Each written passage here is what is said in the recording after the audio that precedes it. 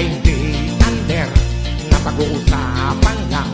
Ito ang kwentong walang labis, walang kulang. Pag kami nagtatrabaho, kami ay walang reklamo, dahil lahat ito'y para sa inyo. Pag kami ay merong sweldo, bigay lahat sa inyo. Kayo ang nagbabayad, di ba't ganyan? Kami ay hindi